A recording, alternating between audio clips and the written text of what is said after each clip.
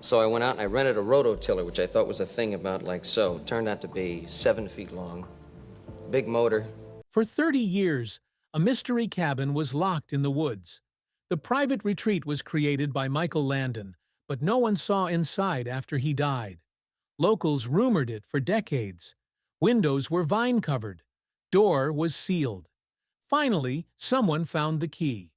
Everyone was stunned by what they found. Stuff, letters, and anything that exposed his worst truth. The cottage had secrets he didn't want revealed. In Forest Hills, Queens, Michael Landon was born October 31, 1936. His name was Eugene Maurice Orowitz. Father was Jewish-American actor. Mother was Irish Catholic dancer. Their marriage strained. Religion sparked household clashes. Evelyn, Eugene's sister, was born 3 years earlier. The family moved to Collingswood, New Jersey in 1941. Eugene was 4. This little village shaped his youth painfully. Eugene never felt brilliant despite his high IQ. School was challenging. Classmates mistreated him. His teachers didn't get him. Town didn't help either. Extremely anti-Semitic. He was kept behind on Wednesdays while Christian kids went to church. Standing alone, washing blackboards, he wondered why he had to be different. Rejection haunted him. The home situation hurt more. His mother suffered from mental illness. She attempted suicide several times. No child should see what Eugene saw. She attempted suicide by walking into the ocean during a family beach trip. Eugene, a boy, chased her. The waves pounded his chest. He yelled. She persisted. To turn her back, he slapped her in the face. She pretended it never occurred. Eugene vomited afterwards. Fear made him sick. These scenarios were common. He termed it suicide theater for days. It was chaos. He felt unsafe always. His suffering continued. Eugene slept wet. It wasn't his fault. It was medical. His mother didn't agree. She believed he was lazy. She punished him. Viciously. She placed his wet sheets outside his window. This school bus halted in front of the house. Every morning, classmates saw. He was repeatedly humiliated. Gene attempted to stop it. He'd get up early, take the sheets, hurry to the laundry, wash them, and sneak home. Even when closed, he sought to break in. He couldn't handle disgrace. She tested him with a sleepover. Wetting the bed, there would be worse. Unless he did, she stated he was faking everything. His luck ran out. Years later, he filmed this nightmare. It was Loneliest Runner. He told the truth this way. He found hope in the midst of his suffering. Sports. Javelin throwing calmed him. He was swift, strong, and focused. He threw the javelin 193 feet, 4 inches in high school. In 1954, that was the longest high school throw in the nation. He set a national record of 211 feet, 7 inches the following year. Instantly, people spotted him. The mocked child was now in the papers.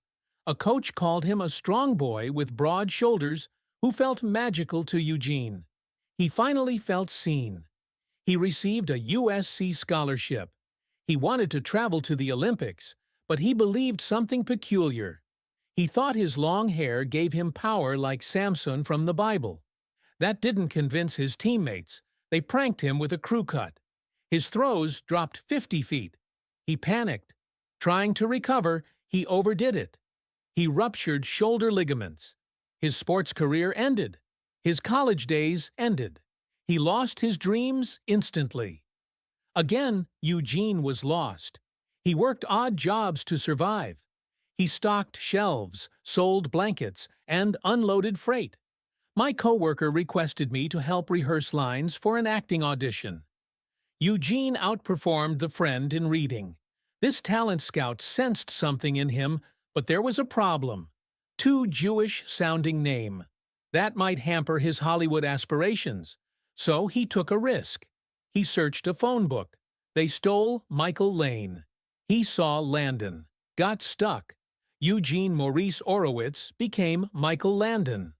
4 months after that change, he got a telephone time position. He began his career. A 1957 oddball horror flick brought him popularity. Was a teenage werewolf. Michael played a troubled youngster turned monster. Idea startled everyone.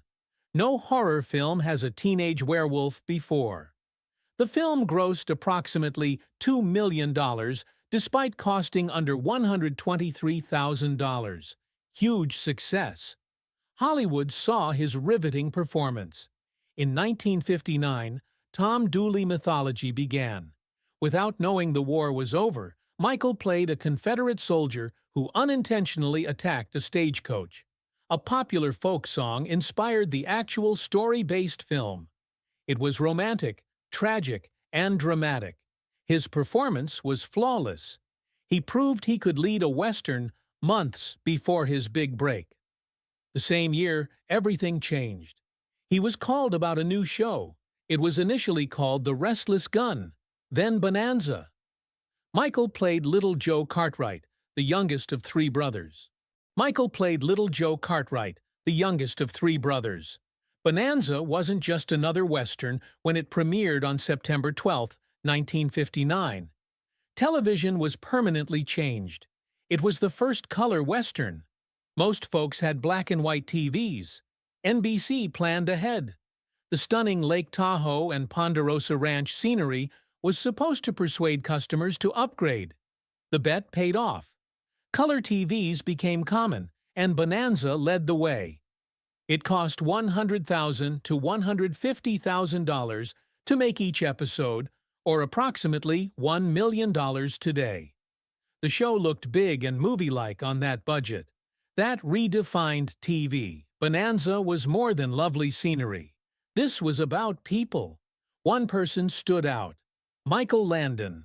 His character, Little Joe, won hearts worldwide. Landon received fan mail from 64 of 70 Bonanza airing nations by 1966. He received almost 5,000 letters a week, more than his co-stars. Letters in every language were available. Thought Little Joe comprehended them. Landon quipped that he could now say, "Don't speak your language in German and Swedish. Just learn it in Japanese." Landon wanted Javelin fame years ago. He never anticipated strangers to identify him as an actor in dozens of languages. Bonanza quickly topped ratings. By its second season, it was in the top 20 after missing the top 30 in its first. It reached number 2 by season 3. By the 1964-65 season 6, it was number 1. It had almost 19 million weekly viewers and a 36.3 rating that year. No other show came close to Bonanza's early 1964 viewership of nearly 60%. Bonanza dominated television for 3 seasons. Competing networks retaliated. Judy Garland, My Living Doll, and Joey Bishop debuted on CBS. Not one worked. Cartwrights were unstoppable. Bonanza spent 11 years in the top 10 and 12 in the top 20. The cast's relationship was strong behind the scenes. Lorne Greene, who played Ben Cartwright, was often a father figure. On and off screen, his sons Michael Landon and Dan Blocker sought his wisdom. Greene negotiated contracts for himself, Landon, and Blocker, making them all millionaires. Not everything was ideal. Director William Claxton dubbed Landon a fighting brat early on. The producers and Adam Cartwright, played by Pernell Roberts, often disagreed. He quit after season 6 due to the writing. Still, Landon and Blocker got close. They acquired beach property with Greene. Landon gained influence as his fan base rose. By 1962, he was 25 and had convinced the network to let him create a script. He expected it to be simple. He erred. Writing the first script took 2 days. It fatigued him so much that he didn't compose another for almost 3 years. After overcoming that obstacle, he found his passion. He said TV writing was difficult. Directors and actors might cut corners, but not authors. Landon added director to his name in 1968. Writing and directing at 31, he was acting. He was the show's creative heart and dedicated to his colleagues. The Bonanza crew he trusted took him to Little House on the Prairie and Highway to Heaven. Landon wasn't just a cameraman. He was establishing his storytelling empire. He was a powerful television character due to his holistic approach. In 1972, everything changed. Dan Blocker, who portrayed Hoss, died suddenly following gallbladder surgery. His age was 43. The loss impacted everyone hard. Landon and Green suffered most. The three worked together for 13 years, supporting each other like family. Green said it seemed like a family death. Green was surprised when NBC kept Bonanza without Blocker. He later confessed he thought the show should have been canceled immediately. Without Hoss, it wasn't right. September saw the first season episode. It was called Forever and was going to be Hoss' wedding episode. Landon had to revise it immediately after Blocker's death. The outcome was sad. In the new novel, Little Joe loses his wife and brother-in-law to a horrible crime and seeks justice. Many subtle homage to Blocker were throughout the show. Joe and Ben cry together in one scene, an uncommon emotion for the typically stoic characters. A framed photo of Hoss on Joe's dresser had a sluggish zoom. The episode was one of the most memorable in TV history and placed fourth weekly. Audiences needed to say farewell, too. But even that good episode couldn't save it. NBC's mistake was disastrous. They relocated Bonanza to Tuesdays from Sundays. The audience disobeyed.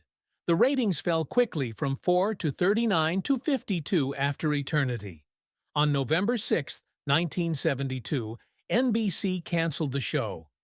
Green was mad. He received the news on Monday and was advised to leave by Wednesday. "Do not do that to others," he urged. Even street sweepers got a week's notice. NBC attempted to overturn the decision days later, but it was too late. Already demolished sets. The final episode aired January 16, 1973. Bonanza ended without a goodbye after 14 seasons and 431 episodes. There was no finale in the last episode.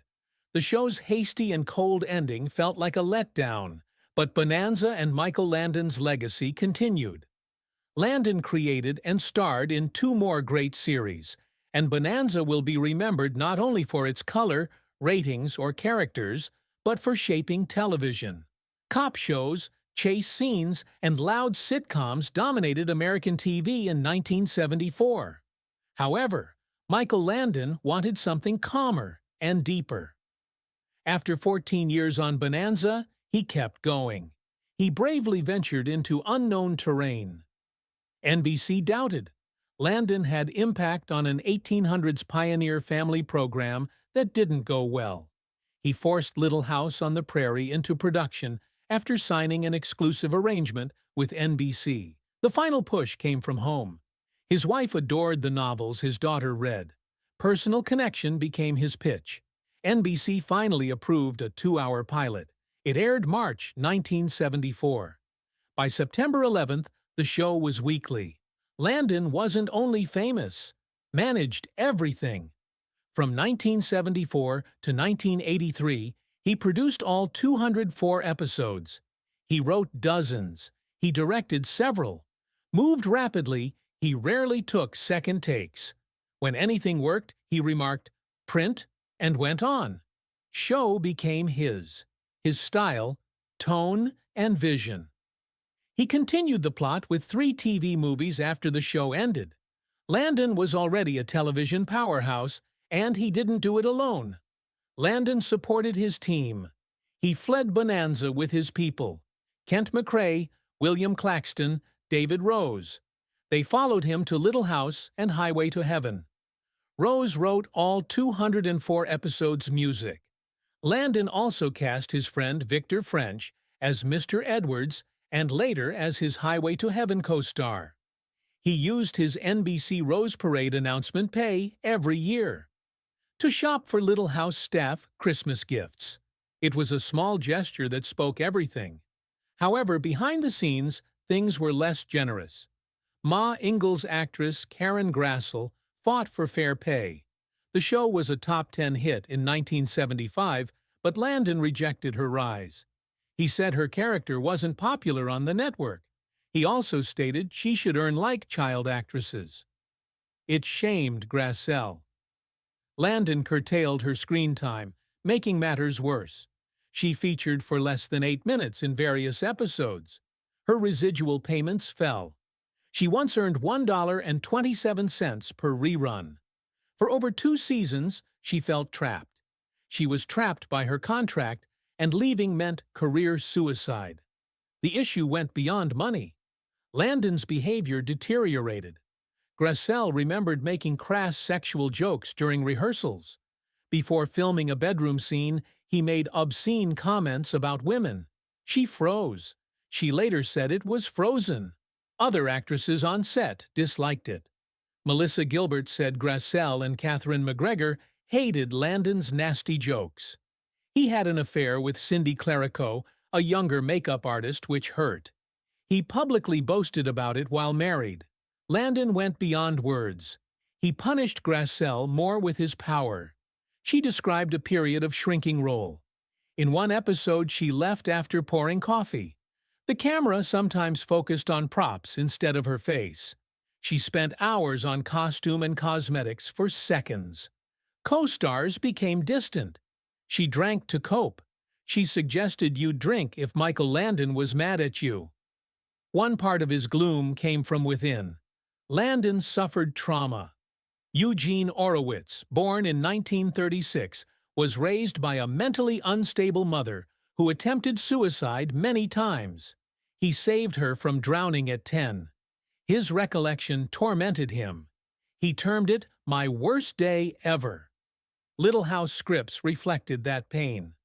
By season 3, Landon penned 2 stories about characters setting themselves on fire to escape sadness. Although family shows, some had stunning violence and trauma. Landon showed his scars. They were shown on television and conveyed with fists. He emphasized fist-fighting in his episodes. Critics noted, as did stuntmen. "Not about hurting people," said one. "He just needed it out." In his scripts, Charles Ingalls would hit a troublemaker to save them. It resembled his boyhood when he had to knock down his mother to save her. Physical release became a motif. Eliminate suffering. Landon preferred performing these scenes. No double stunt. Acting was therapeutic too. Despite this, Landon worked hard. He revised screenplays, stayed late, and tweaked scenes until they fit. Crew called him a perfectionist. People thought he was overly strict. Others praised the outcomes. Dad-daughter said the workload hurt Dad health, but his dedication paid off. The show addressed prejudice, poverty, disease, and abuse. Rare 1970s family TV subjects. Landon remained the biggest contradiction.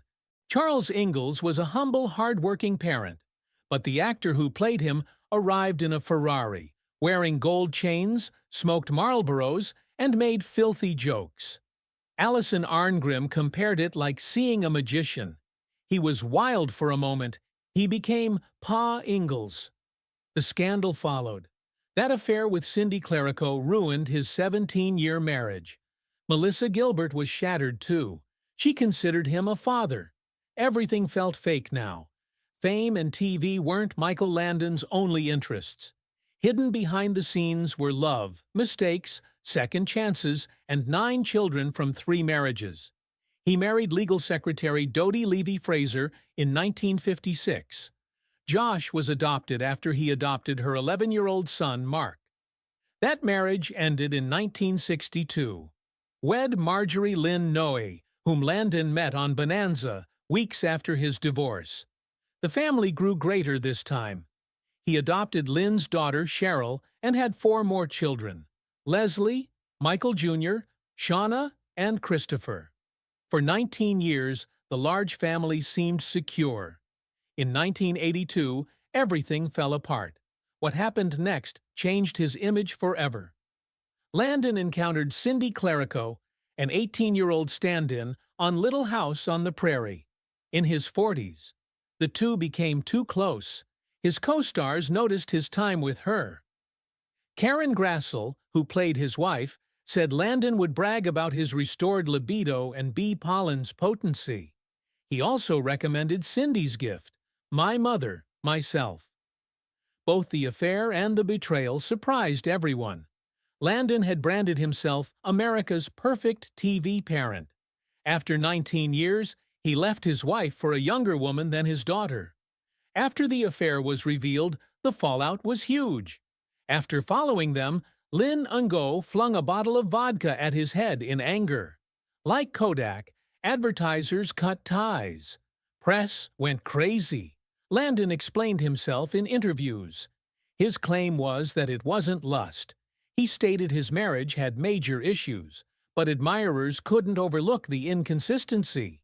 He played angels and nice fathers on screen, but lived a different life off-screen. Despite the upheaval, Landon married Cindy in 1983. Jennifer and Sean were their children. He had 9 kids by then. The youngest ones found him kind and playful. Sean was unaware of his father's fame. Jennifer recalls how he handled her like an adult, sitting her down to see My Left Foot at 6. But older kids struggled. His stepdaughter Cheryl from his second marriage said she loved him passionately. Landon stayed with her in the hospital after a near-fatal vehicle crash, praying for her survival. After abandoning her mother, the same man destroyed her heart. Melissa Gilbert, Laura on Little House, was caught in the middle. I must work with Mike, she wrote. His actions have divided my world into hostile factions. Michael Jr., Landon's son, made the father I knew about him years later. It went beyond tribute. They explored what it meant to love someone who harms you. Highway to Heaven was Landon's 1984 homecoming program after the scandal. He played Jonathan Smith, an earth-helping angel. He had the idea in Beverly Hills traffic. He saw honkers and felt if they were friendly, everything would go well. That idea became a show about generosity, second chances, and faith. His character, Arthur Thompson, died in 1948, like Landon at 54. The show had 111 episodes in 5 seasons. Like Landon, the angel was flawed, but attempting to do good. Landon had severe headaches skiing in Utah in early 1991. He was diagnosed with pancreatic cancer on April 5th. It had reached his liver. His age was 54. He appeared on The Tonight Show with Johnny Carson a month later. He laughed about his sickness and advised against ignoring warning indications. He blamed smoking and drinking for his disease. After his Highway to Heaven co-star, Victor French, died of lung cancer, he tried to quit smoking. Landon refused to recount his story to tabloids. He hosted media at his Malibu ranch on April 8th. He stood there bravely and calmly and said, "Don't think this funny, but if you're going to beat something, you won't do it in the corner." But the press kept going. During his therapy, one bogus headline said he and Cindy were trying for another kid.